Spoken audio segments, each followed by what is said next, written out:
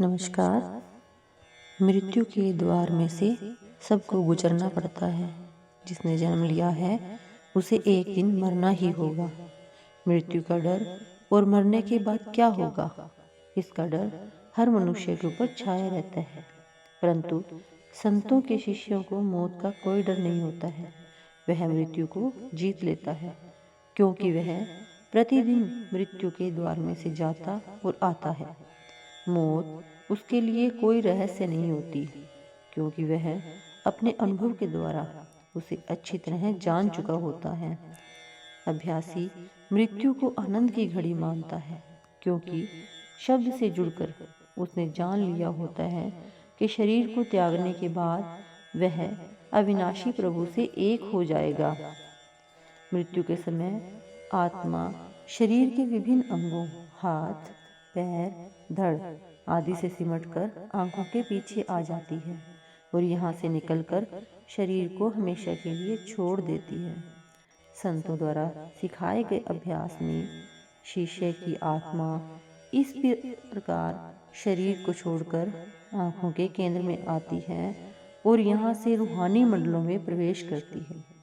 परंतु इस अवस्था में उसे शरीर से जोड़े रखने वाला वह सूक्ष्म तार नहीं टूटता जो मौत के समय टूट जाता है।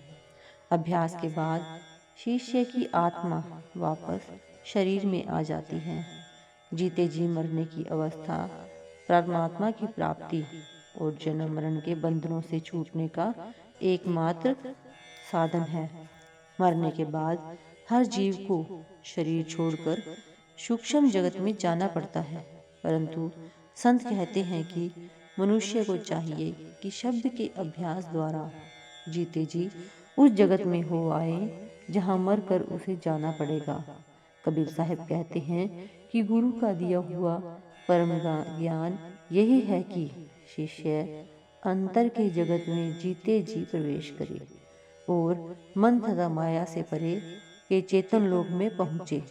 जीव को चाहिए कि शरीर छूटने पर उसे जहाँ जाना है उसका अनुभव जीवित अवस्था में ही प्राप्त कर ले।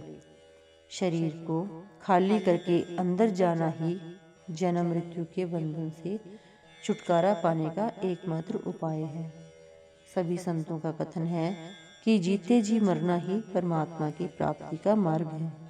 कबीर साहब कहते हैं, जो जीते जी मरने की विधि जान लेते हैं वे अंतर के 5 रूहानी मंडलों में प्रवेश करके वहाँ के आनंद का अनुभव करते हैं। उनको वह अनुपम वस्तु प्राप्त हो जाती है। वे अपने अहम से मुक्त होकर परमात्मा में समा जाते हैं। संतों का अंदर जाना कोई गहरे मानसिक चिंतन की अवस्था नहीं है।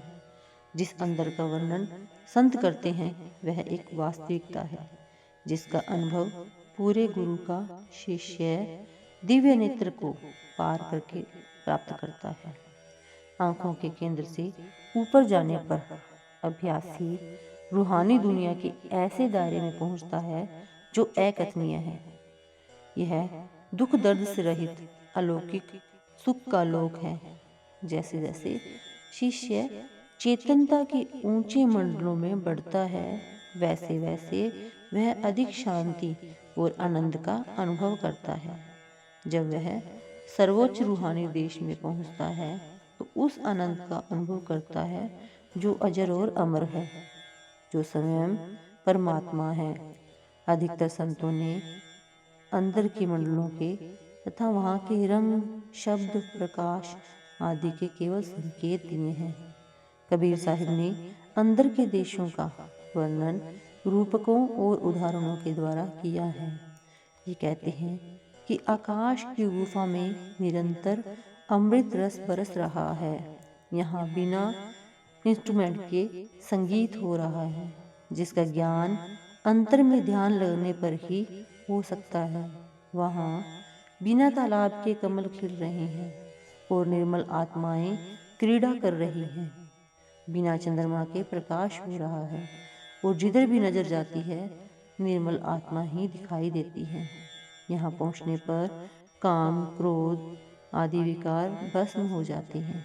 विकराल काल पास नहीं फटकता।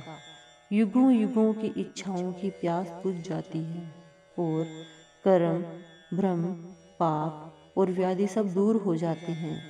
जो इस लोक में पहुंच जाता है वह कभी नहीं मरता, वह अमर हो जाता है।